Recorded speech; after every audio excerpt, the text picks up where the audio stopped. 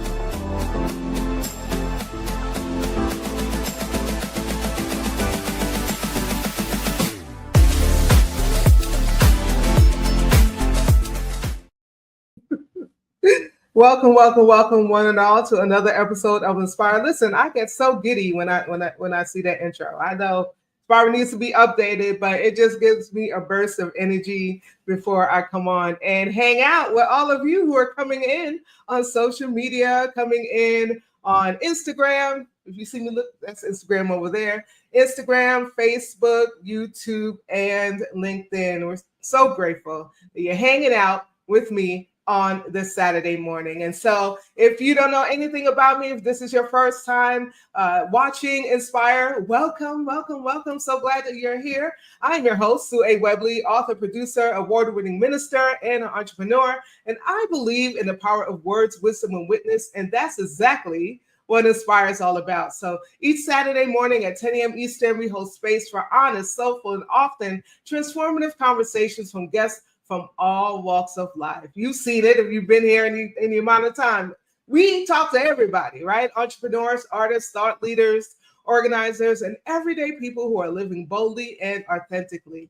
We explore topics that matter, from mental health to identity to faith, business, justice, creativity, and healing. And so whether we're spotlighting community leaders or celebrating personal triumphs, Inspire is rooted in the power of story and the belief that when we speak our truth, we light the way for others. Once again, we are live on Facebook, YouTube, Instagram, on LinkedIn. And so I want to invite you to connect, follow, like, and subscribe. Connect, follow, like, and subscribe. If you've been already following me on Cara Solutions LLC, thank you so much. I appreciate that support. But I'm building up the Inspire with Sue W platform. So I want you to follow me on Facebook and Instagram. And also you can head over to our website at www.getinspired.live, www.getinspired.live. There you can watch all of our previous episodes, find out a little bit more about the show, and subscribe to our newsletter, because we don't want you to miss anything that's coming up with Inspire. So I see some of you on, but I can't shout you out if I don't see you post. So go ahead and post. Do me a favor. This is a question I ask every Saturday morning. What are you sipping on? What are you sipping on this morning? So, I always have a cup. This is my affirmation cup this morning. Yeah. Okay. It says, you are enough. I accept compliments graciously. Each day is a fresh start. Self-love matters. I love my affirmation cup this morning. And if you know me, you know there's coffee in here. There's coffee in my, hey, Minister Sandy. Good morning. Good to see you. Coffee in my cup. And it is, I love coffee, but the caffeine doesn't love me. So it's decaf. It's decaf. It's actually decaf espresso. If there's such a thing. So I'm going to take a sip. If you're watching and you're so obliged, go ahead and tell me what you're sipping on and tell me where you are watching from. So I'm going to take a sip of my coffee. So I'm so excited to have joining me the co-authors of this amazing book, American Change Agent, A Life and Legacy of seeking diversity, equality, and inclusion. And so we have Dr. John F. Leeke, PhD, and Ananda Leeke. I'm going to say PhD to you, Ananda, as well. And I am so grateful that we have the opportunity to come together today, because we are kind of leaning today into history and legacy and the power of storytelling across generations. And we are living in a time, I know, we're living in a time when conversations about diversity, equity, and inclusion are challenged, right? And have been pushed back, have been rolled back, have been dismantled. But today, we sit with these wonderful voices that remind us why this work is sacred and why it is necessary and why we cannot stop. And so, family, this conversation is more about more than resilience. It's about rootedness, right? Rootedness means our history grounds us, our values guide us, and our legacy lives on. And that is the gift of today's conversation. Let me put them up on the screen. That is the gift of today's conversation. Our guest embodied both wisdom and vision, a father who has lived the struggle and led change for decades, and a daughter who carries that story forward with fresh eyes and a digital lens. And so together they have co-authored this amazing book, American Change Agent, A Life and Legacy of Seeking Diversity, Equality, and Inclusion. And so as we prepare to meet Dr. John Leeke and Ananda Leeke, I came across this video, Dr. John, and I loved it so much of the unboxing. So we're going to watch you unboxing these books, and then we're going to get into our conversation.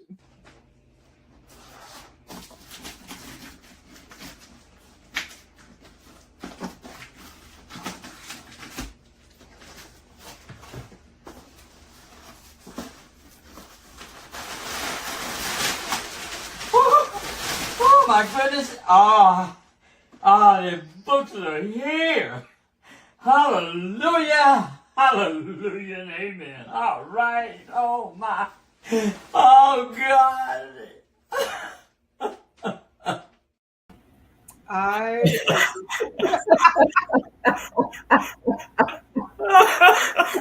saw that. I said, we have to show this video.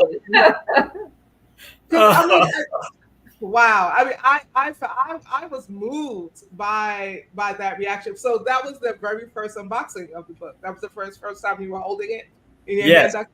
Yes. Wow. And I know we saw it on the screen, but can you share with us exactly what that felt like for you? I mean, it was just fantastic, Sue, because I knew they were on the way, and I was anxious. And then when the UPS man came to the door, and I had him to unload, because there were, I think, about 12 or 13 boxes, and then I brought it into my office and opened it up, and I mean, it was just kind of like everything all of a sudden had come. I mean, I just couldn't hold myself back. And I'm in there by myself. There's no one else in there at the time. Wow, that is amazing. So, Ananda, when you first held the book for the first time, how did you feel?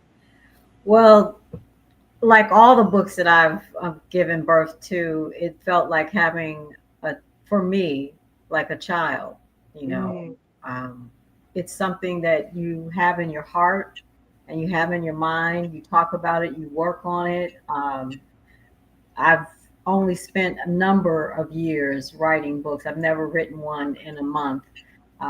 So it's actually seeing what you dreamed about, what you wrote notes about, what you wrote about, what you may have argued about, what you have cried about, all of the emotions. I mean, I gratitude, all of the emotions. But I will say this: I always hold my books like this when they come, like it's right, you know, and I sleep with a book right next to me, you know, whether it's sitting on the dresser or on the pillow. I like to have the book near me because it's like, oh wow, this really happened. This really happened. Give thanks to Creator and the ancestors. Yeah. I heard you say a month. I'm gonna ask you about that a little later. Well, You no, wrote it I've in a never. I month. said I've never written a book in a month. It's always So been. it's been in a, so it took so you wrote that in 1 month? No, it's I've Oh, never written a book in a month, so it's always been years. That's what I was oh, saying. it's always been years. Yeah, it's Okay. always Okay. been a number of years Uh-huh. in Uh-huh. writing a book for me. I mean, those that can do it, I'm like, go for it. Yeah. That's not my experience to date. Yeah. Thank you for sharing. If you are viewing, welcome again. They have graciously decided and that they want to give a copy of this book away. So if you are interested in joining the drawing for this book, go ahead and put hashtag inspire inside of the chat. So before we get into our deeper conversation, what are you sipping on this morning, Dr. John? Well, I'm like you. I've got my coffee and I'm a decaffer. So yeah. It's always good to start the morning off with a nice hot cup of coffee. So yes. Yeah. Yes, we're kindred spirits in that way. And Ananda, I know you either have water or tea. What do you have in your cup? Well, today I have a an iced tea. It's a ginger turmeric tea. So yeah. Ooh, that sounds good. Ginger turmeric. Ooh, Mm. that sounds good. Thank you for sharing that. Again, those of you who are watching, go ahead and put in the chat what you're sipping on, where you're watching from. All right. Now, before we kind of dig into the chapters themselves a little bit, I want to talk about like the heart of the project, right? Because this book isn't just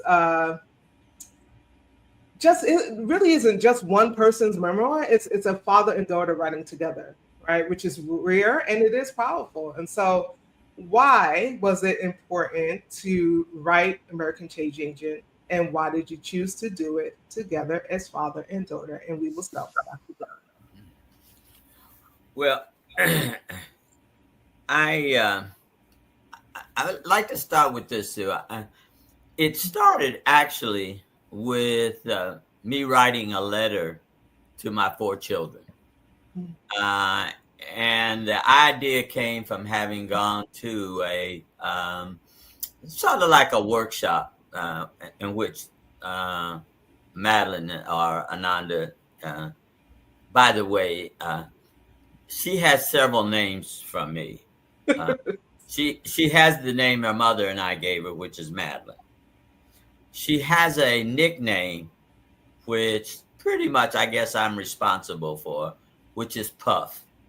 Oh. And she has the name she gave herself, which is Ananda. So Mhm. there are a lot more people now who know her as Ananda. I know her as Puff. So Mhm. if I occasionally slip into that, just forgive me, but you at least now have an idea of what happens. But Mhm. at any rate, uh, I went with her to this particular. It may have been like a reading, and people were reading stories that they had done, and it was about something they wanted to leave or say to someone. Mhm. And so shortly after that, then I got to thinking about it. And so I did. I wrote a letter and uh, said some things as a father to his children. And afterwards, and after their reaction, then I said, well, that was just a little something about me, Mhm. their father. And I then decided and started writing, making sort of some notes and so forth. And then I said, well, maybe I could, write a book, tell my story.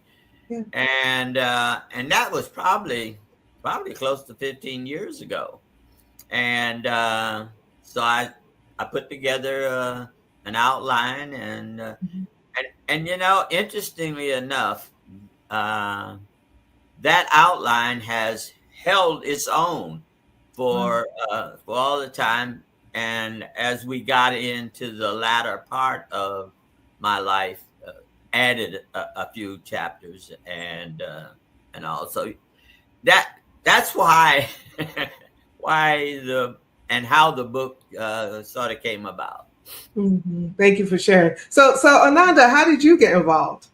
I got involved when my dad finished the the rough draft that he put everything down. I told him, I said, you have to put everything down and then I'll come back through and it'll be like surgery and we'll um, take out what we need to take out, add what we need to put into the book. So that was during the pandemic. That was in 2020.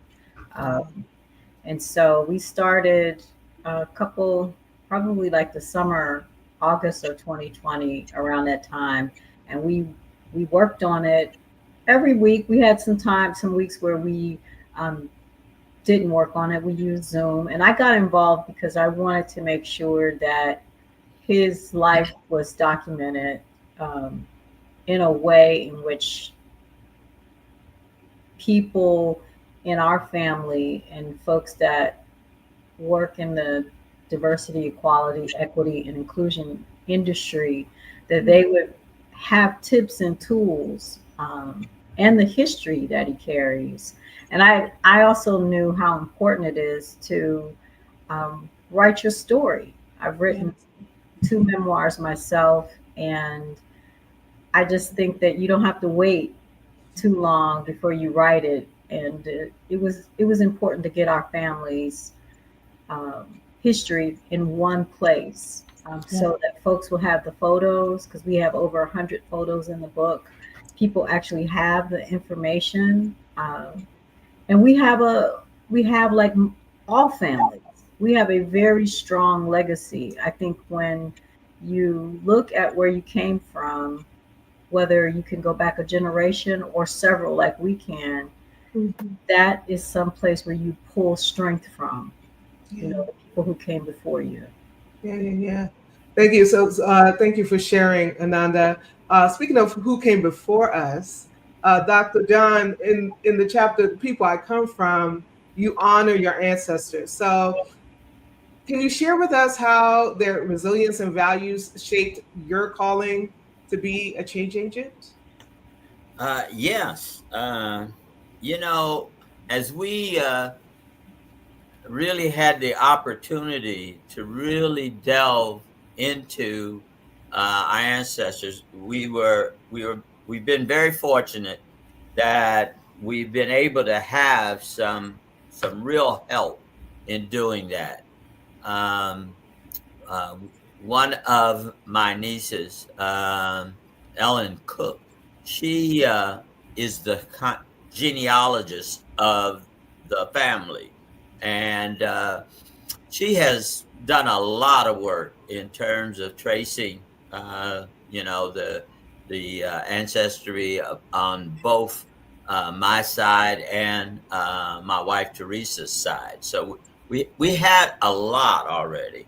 And then the other thing that we had that was so helpful was that my mother, Frederica, and one of her sisters, Pauline, they kept albums. You know how families have them, and they had pictures in there. In fact, there were, I think, my mother may have had at least two full albums, and so we had all these pictures of the people that my grandparents and her grandparents, and she did something that I think some people do.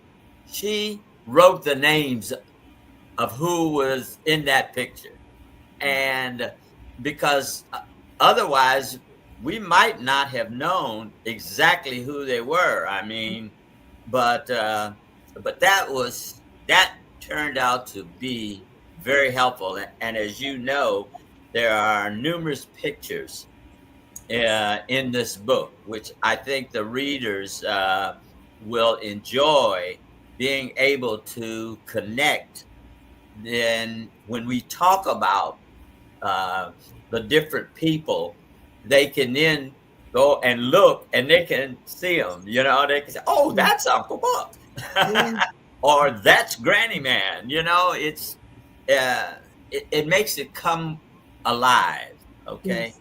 and Yes. so uh, uh, and then I think the thing that really blew me away was when we uh, went through the African ancestry and did what we needed to do in terms of checking. And when the results came back, Mm. it was I could not believe it, Sue. I just couldn't believe that uh, there was such a strong connection to Africa Oh. and two of the African countries, and specifically the particular tribal connection for Nigeria, which is Yoruba, and for Ghana, which was the Akan. Mm. Uh, and when that information came, and because I have a very close connection with several Nigerian families, but one in particular, because we are so involved in their family and they're so involved in our family. Uh, I said, this this just has to be. I don't know how it could be in any other way. For Yeah. at this point, the two of us, the Adelie family and the Leeke family, are so connected. So yes, I and when I think about what uh, my uh, uh, great great grandfather, who took his family, Mm. now get this, family of 16, he, his wife, and 14 children, Wow. left from Hagerstown, Maryland, and traveled all the way to Canada using every possible means of transportation to reach freedom. Mm. And then when we had, people lots of times say, "Well, my folks go back to slavery days." Well, people say that, and they don't necessarily always have verified information.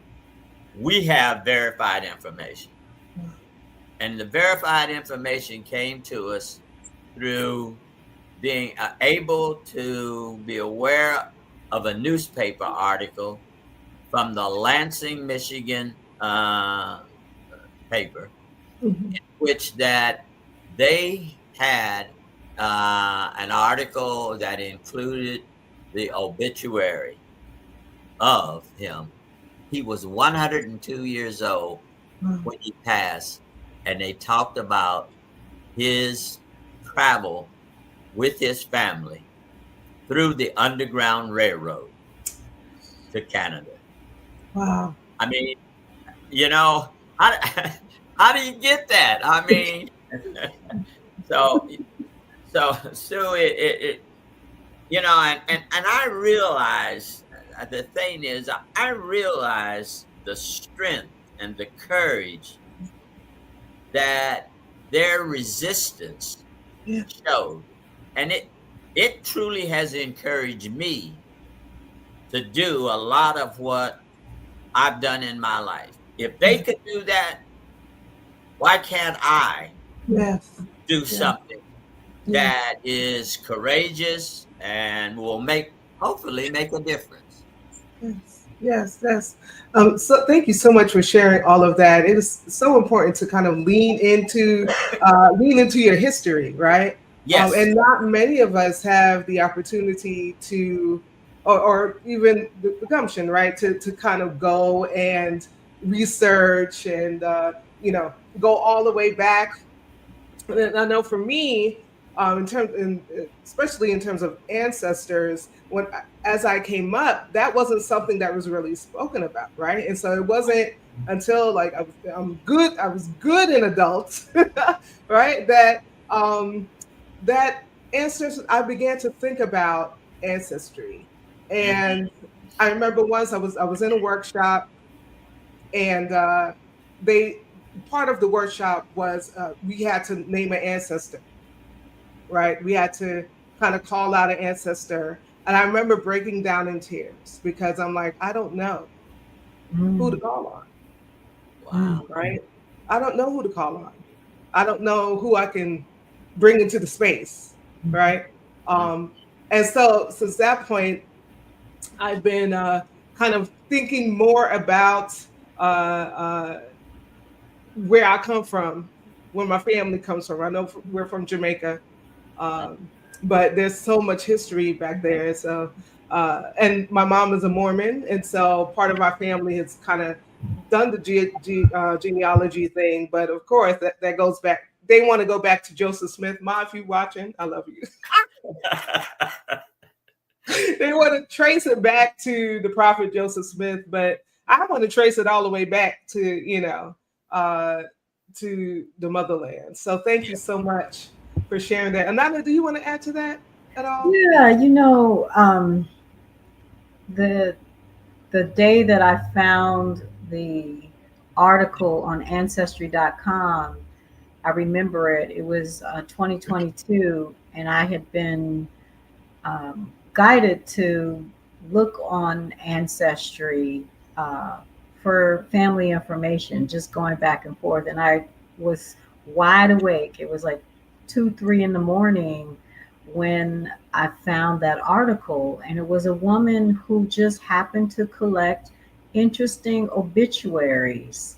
And she posted it. And when it came up on my feed, there was nobody awake that I could share that with, but it was so powerful. It was truly the ancestors speaking to us because it came from the Lansing State Journal. And I was born in Flint, Michigan. And my dad and my mom lived in Michigan and they went to Lansing. I mean, we were right there, right there. And to see that Leonard Leeke, who was my dad's great grandfather and my great great grandfather, his father Peter and his mother Catherine, they had the faith and the courage to get people out of Hagerstown. And we ended up growing up in Landover and Mitchellville, Maryland, which is crazy. It's just like we've been here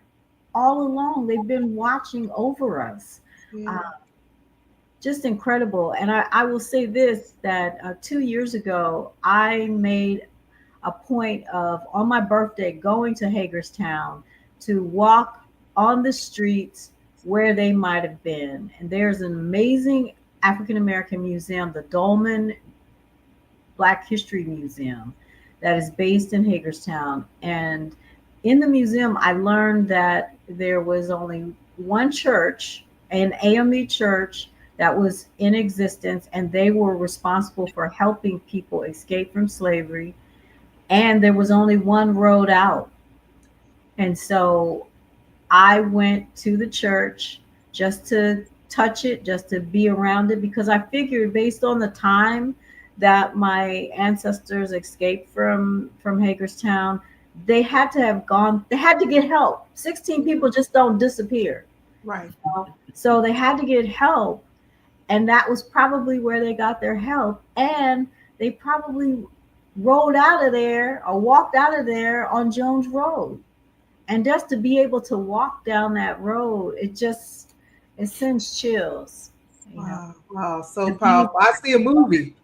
yeah, hey, I am super excited. And the other thing I will say too is that the Canadian census records, which you can get access to through ancestry.com, I was able to look and see that they showed up in the census, in the 1861 census. They showed up in the 1881 census. And the names of the children, my great great grandfather's brothers and sisters, were included. And there is a name, Isaac Leeke, one of his brothers, who married into the Pearl family, which is one of the big black families there. And then to be able to trace it to the Amherstburg Freedom Museum in Canada, and to see his name on the website and the names of his children and his children's children, that lets you know. And then to see marriage licenses, in the Canadian census, to see where they lived, that they were farmers, that they were labeled as African. That's how they identified them. And they show up. So it's not just the article, it's just that you can match it and you can actually see that these family members were there. It's not just me making, trying to piece things together. We could really put some more pieces to our story together. And that's nothing but God and the angels and the ancestors. That's it. Oh, that's so powerful. Oh my goodness. If you're just joining us, we are in conversation with Ananda Leeke and Dr. John F. Leeke, PhD, about this book, American Change Agent, A Life and Legacy of Seeking Diversity, Equality, and Inclusion. And they're giving away a copy of the book. So if you would like a copy of the book, go ahead and put hashtag inspire in the chat. Put hashtag inspire in the chat to be a part of the drawing for this book. So the book is filled with such powerful stories, and I love for our audience to hear your voices come through directly. So please bless us by sharing a short excerpt of the book. Sure. Yeah, I'd like to, in the very beginning of the book, excuse me, I put together a letter to the reader. I wanted to sort of let the readers know what, in a sense, they were in store for. And so let me just share this quick excerpt. I say, as you read this book, I hope you will come to know and appreciate the man I have become over the last 8 decades.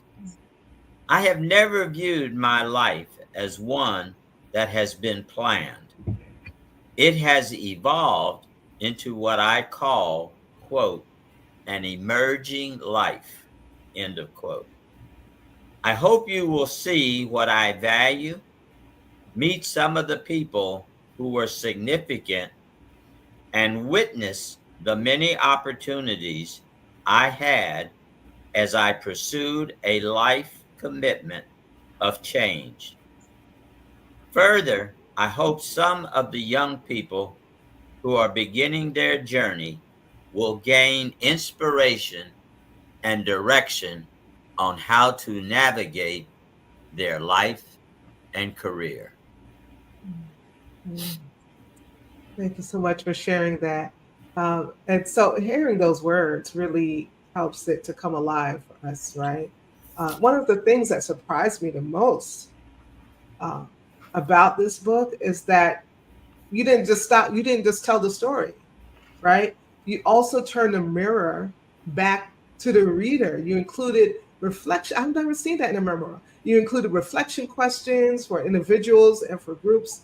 Why was it important to invite people into dialogue with each other, right? With themselves and with each other, rather than just have them engage your story in the book? Well, as you know, having read, I'm a teacher, educator, trainer, and as such, you want to involve, i.e., your students, the participants, the readers. You want them to reflect on their own story, their own things that they have experienced, and then it's also important to share that and talk about that with others Mhm. to gain what their colleagues, their friends, their family, that what they may uh, have gotten from that particular chapter. Because when when you put something out there, you know that others are having similar kinds of experiences. So that's why we thought that was important Mhm. to do, and we took time to think about what would be a good question to get people engaged in it and go further than just them reading the book. Because lots of Mhm. people, as you know, have book clubs. And so uh, they don't have to try to have to come up with, with Yeah, some, because here are the questions that are there and the discussion starters. yeah, yeah, yeah. And I love that those reflections and those reflections and questions, um, they could also be done amongst families. Yes. Yes. So I love that. That was like wow.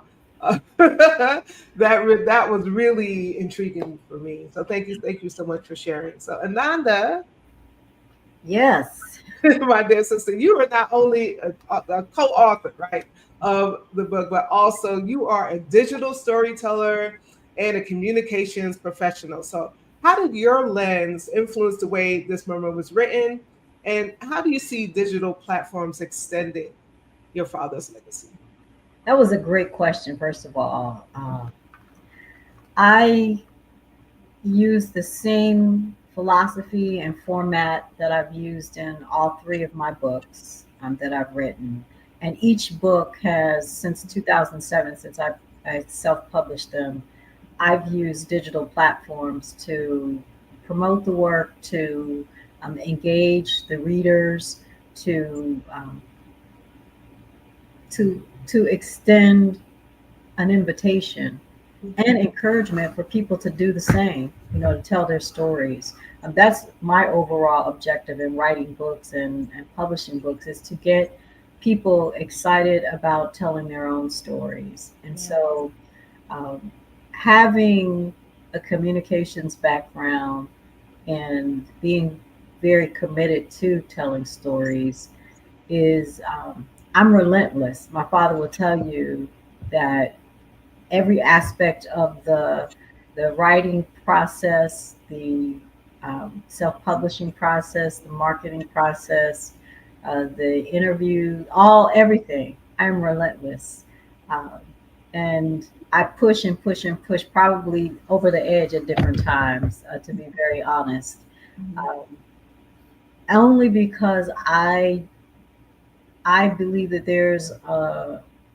a way to tell the story, not just in the book, but what about people who never get to the book? Yes. That's one of the reasons why we used the interviews on our YouTube channel, on Dr. John Leake's YouTube channel. We now have over 22 um, videos that cover aspects of the book, mainly the different chapters that people can go to and have insight into what his experiences were like, what his perspective is, our relationship. You can go and see that, and it's encouragement. Some of them are 16 minutes long, some of them are 42 minutes long. It just varies based on the topic. Yes. And that is one of the platforms, the video, the podcast, what we're doing right now, um, because people need to hear, and their attention spans. Not everybody's going to read a 400 plus book, and we Right. don't have the book on audio at this Hmm. point. Yeah. What somebody might do is they might listen to a 16-minute podcast. Lots of people listen, or a 42-minute podcast, and that might inspire them to go pick up the book, or to um, think about telling their own family stories, their own story in some way. Because it's Yeah. not just we want you to read and buy the book, we want you to look at your own life and discover who you are.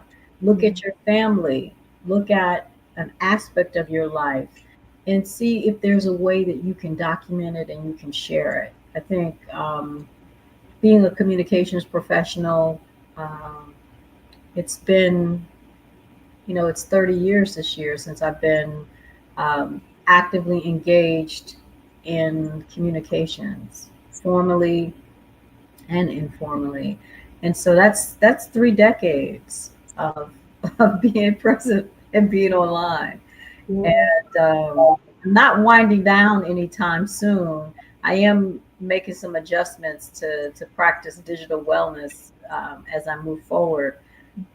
I just believe that people have these things called phones, and we can reach them.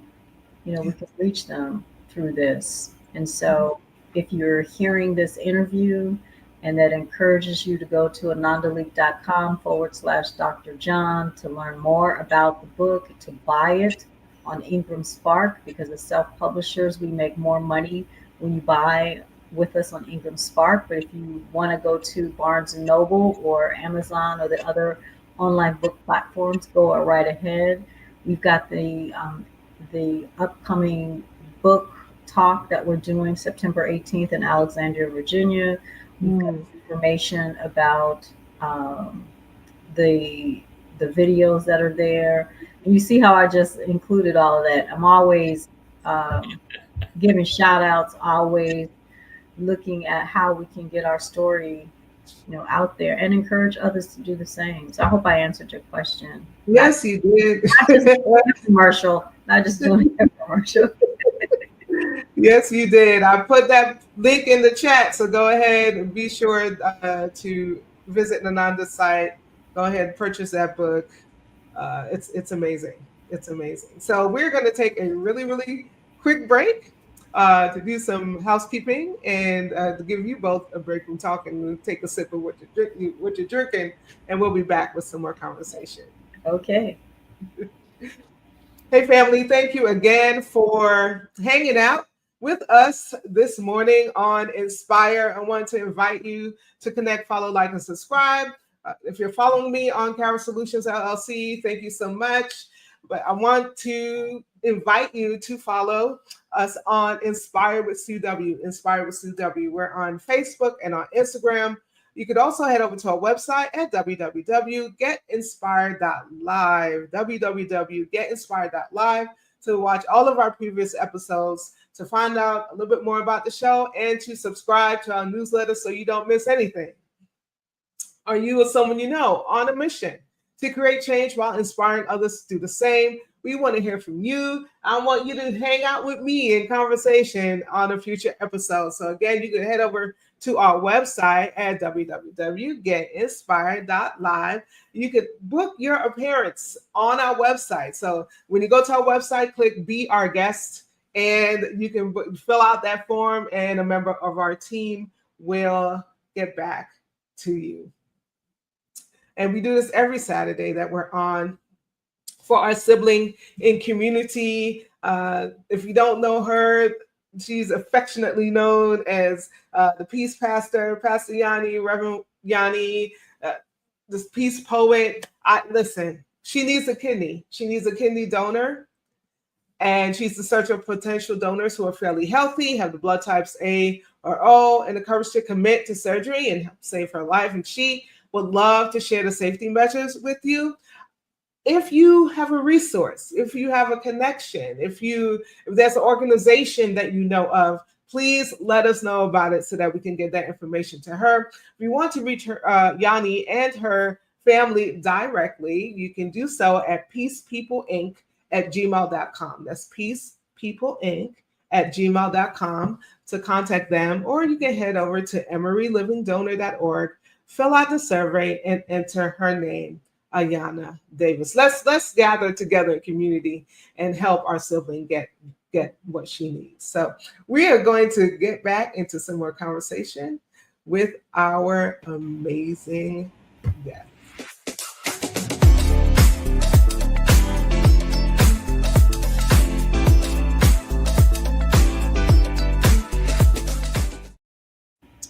Welcome back. Welcome back. Thank you again for joining me on Inspired today.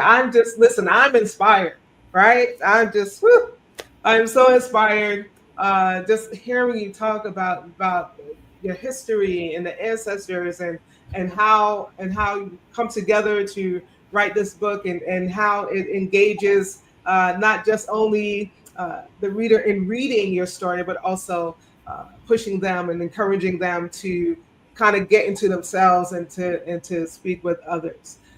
So I want to know, let's see, talk a lot about family, right? And so we talked about those photographs. That was one of my favorite parts of the book. That's kind of flipping through and seeing all of those photographs, pictures of family, I believe some places that you've lived, even the moments that shaped your journey. And so they're the things that make history breathe, right? And so that leads into one of the most moving sections. So in chapter 20, you write about your wife of 62 years with Dr. John, Teresa, and each of your four children. And this was fascinating to me because they all of the children's their name begins with M, right? Yes. And then which was fascinating. And so I want you to talk about that. But then in chapter 21, your children reflect back on your journey and the father you've been. So I want to hear from both of you. I would love to know uh, what it means to put your family story on paper and honor them in this way. And then Ananda, what was it like to write about your father alongside your siblings? Yeah, I'll start, Sue. I, first of all, there's such a heavy emphasis on my part and in my life of relationships.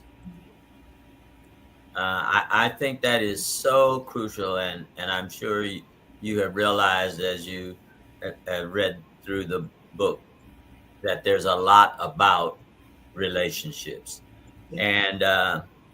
and of course, I put the first relationship my family, and so it was a no brainer that I would at some point uh, write about my family, and of course that started with Teresa, my wife, and who um, was a phenomenal woman in her own right.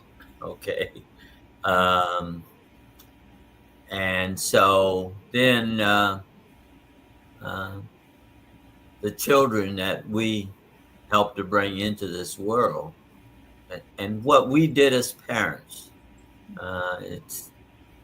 it's like we had a major responsibility. I knew I had a responsibility uh, to my ancestors.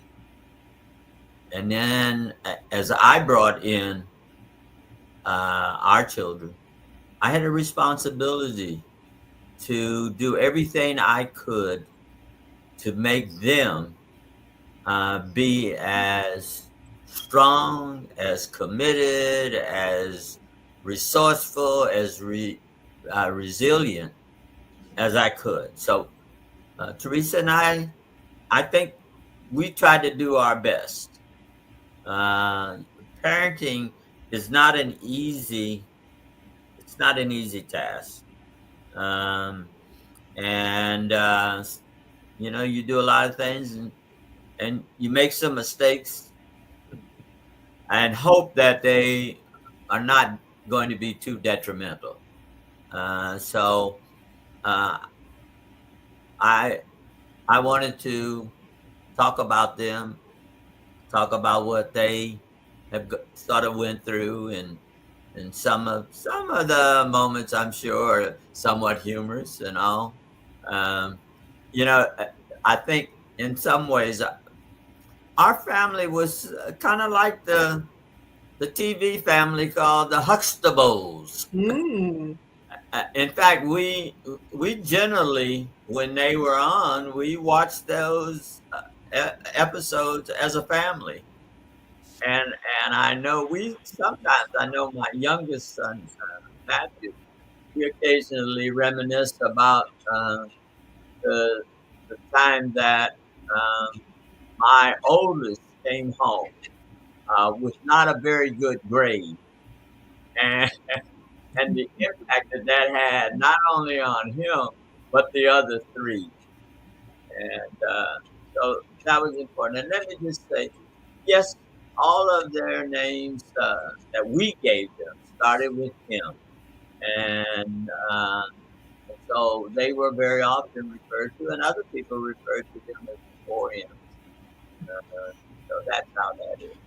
I love it. I Um, love yeah, let me it. stop there so that Ananda can talk about her part in the book.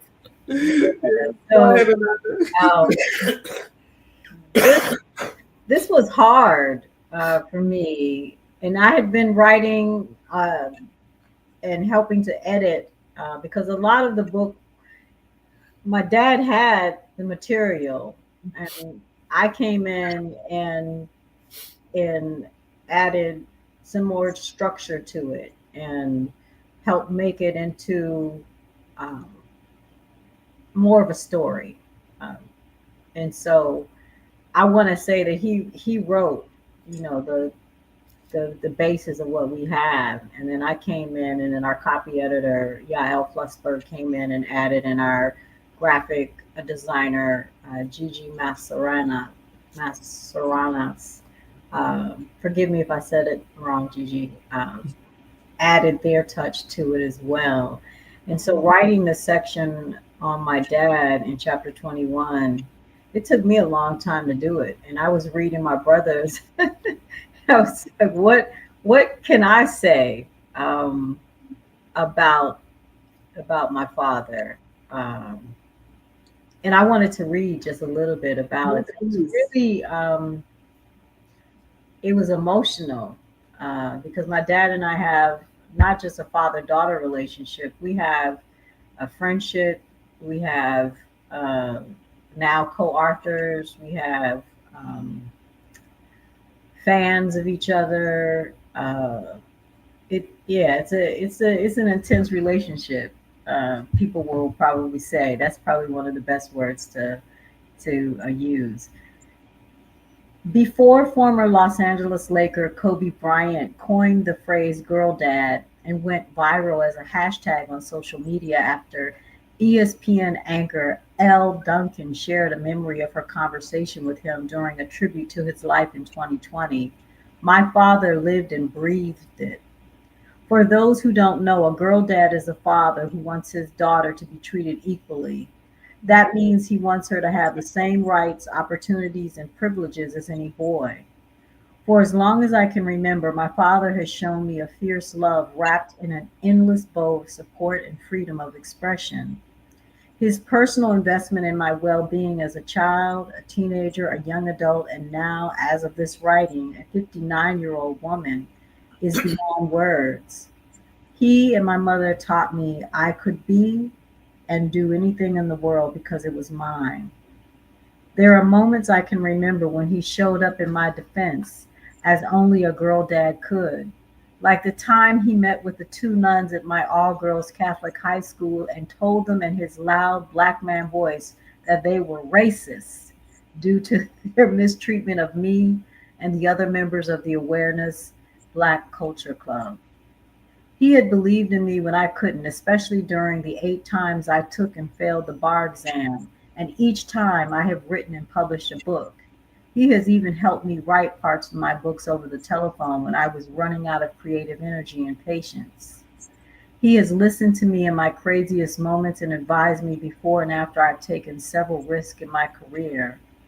Ours is a rich, layered, and intense relationship that has allowed me to explore and express myself, experiment with my life, career, and creativity, and passionately pursue my healing and wholeness with confidence, freedom, and a safety net that He will always be in my corner no matter what. So I think writing, having to reflect, and having to put it in, because I gave myself um, some parameters and how much I could write. You can't write a whole nother book. I mean, I would have to write a whole nother book. Maybe that will happen.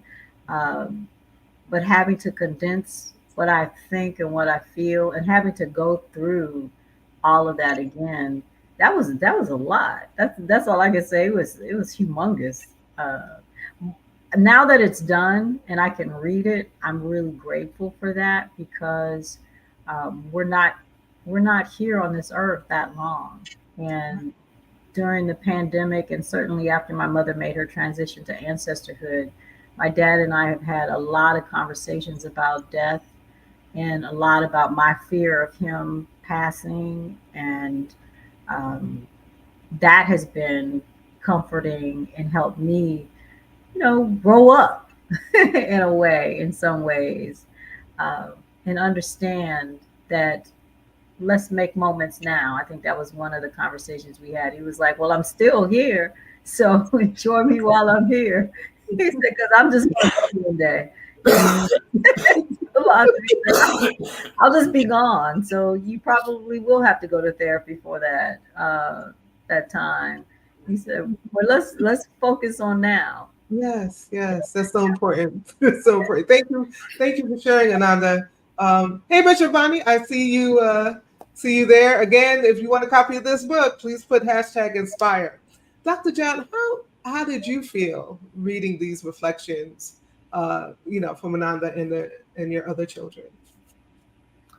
Well, without question, I felt extremely proud of them, and felt rather humble that uh, their words were very meaningful. Um, um, I I would certainly cherish them, and as I read uh, their comments, it helped to reinforce that we had done a good job. Um, so I feel blessed. I Yes, wanted to say one more thing. You can have siblings, and everybody has a unique relationship with their parents. And even though you're in the house together, and you've been at the same things, to read my brother Michael, Mark, and Matthew's reflections, that was really beautiful to see their relationship, their feelings about our Father.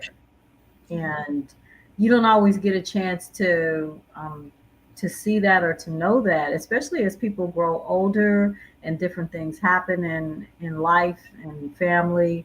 And people, not everybody is going to share. But I will say this: uh, every member of this family has played a role in this book in some way, including my sister-in-laws, Lou Ing Leeke and Pamela Charity Leeke.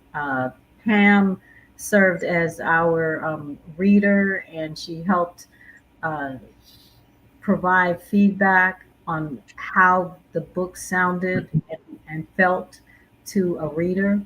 Uh, my sister-in-law Lou gave us her feedback on the section about her, and she supplied wedding photos from their 1993 wedding.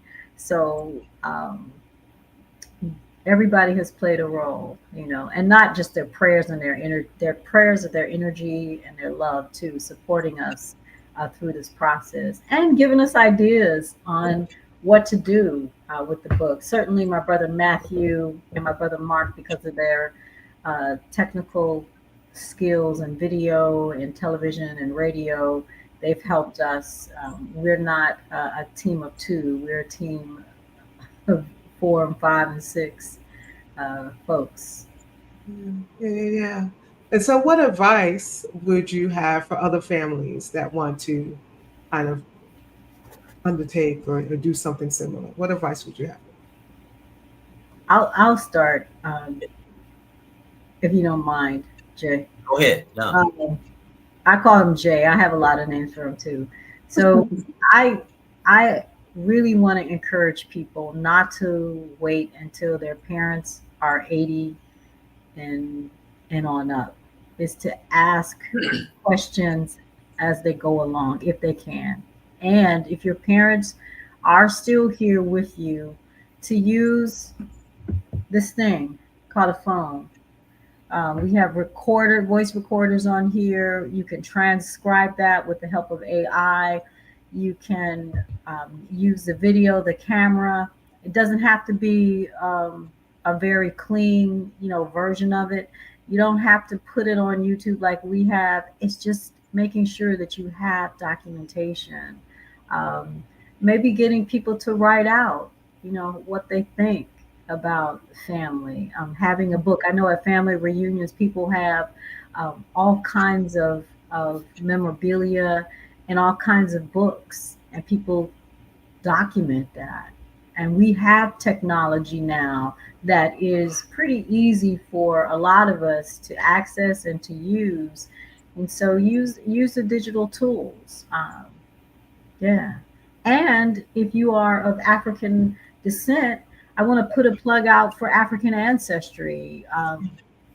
Use that service to find out where your family is from, because the blood test of the matrilineal and the patrilineal lines can help you. We have a 99 point percent in our DNA from my dad's DNA, and a 96 point something percent in in our, in our DNA that lets us know that we're from the Akan people, we're from the Yoruba people, and that especially nowadays, knowing where you're from, there's nothing like it. So yeah, I'll stop there. Yes, thank you for sharing that, Dr. John. Yeah, I talk to a lot of different people, and you hear some people talk about uh, the family. They don't know each other.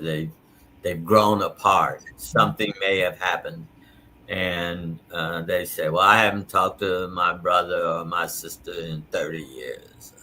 Uh, I don't know. And I really feel so sorry for what they have experienced and what they've gone through, especially when I think about for me and my family, it's a completely different situation.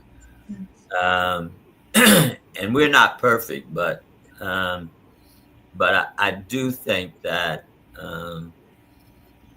and especially in some ways, the Black families. I mean, there's been so much stuff that has happened that we have had no control over.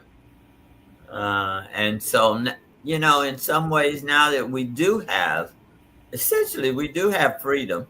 Um, and we've, uh, we've been able to make a lot of progress, and to, not, as, as Nanda was saying, not to use some of the technology and so forth that we do have access to, and the fact that people still got time, to try and resolve some of those differences and difficulties that they may have had. So I encourage, I really strongly encourage people, uh, take advantage of what you still have. You don't have to necessarily do what we've done in terms of writing a book, but at least know each other, connect with each other, um, forgive each other if it's necessary. Family, as I've said numerous times now, is so, so, so important, so critical. Yeah. Listen, you speaking to my heart today, and you have convicted me. Hi, mom. My mom is watching with us. You truly convicted me today. Wow, wow, wow. As we get ready to close out, um, and this is before we're gonna have this drawing. Put hashtag inspire. Make sure that there is no space between the hashtag and inspire for you to be included in the drawing. I want to close today with the gift that you leave your readers. You end the book with a legacy gift for you. And so, what is the one gift that you most hope readers will carry forward with them from your story? Yeah, there two things I want to read from, particularly that chapter is Mhm. chapter 22, a legacy gift for you, lessons learned. And in the first part of that, I say that I firmly believe I was placed on earth to make it a better place. Through the many roles I have played as a son, a grandson, a nephew, a cousin, a husband, a father, an uncle, a godparent, a friend, a black Catholic man, a leader, a colleague, an entrepreneur, and a member of many communities and organizations, I think I've done my best to make this world better. And then the last thing that I want to quote from the book, the ninth lesson that we have is entitled, You Can Be a Change Agent. And I've said, if you're interested in being a change agent, identify how you can use your skills and experience, excuse me, how you can use to improve the organization you work in and the communities you live and serve in. And I close with a quote from Octavia Butler. Quote, all that you touch, you change. And and all that you change changes you. The only lasting truth is change. End of quote. So be patient and keep working on it as long as it takes. Make, quote, play the long game your mantra. Wow, thank you. Whew. This has been such an amazing conversation. And I want to invite those of you who are watching, please share it after we end this episode. Share it out, share it with your family and your friends because the wisdom and the nuggets, uh, everything that's been the gems that have been dropped today during our conversation. Everyone needs to hear it. This, particularly families, particularly Black families, need to hear these words that were spoken today. Again, I want to before we close out together, I want to give you an opportunity to put the hashtag inspire. Giving you one more chance to put that hashtag in if you want to be in the drawing to win a copy of this amazing book. So we're getting ready to do a drawing.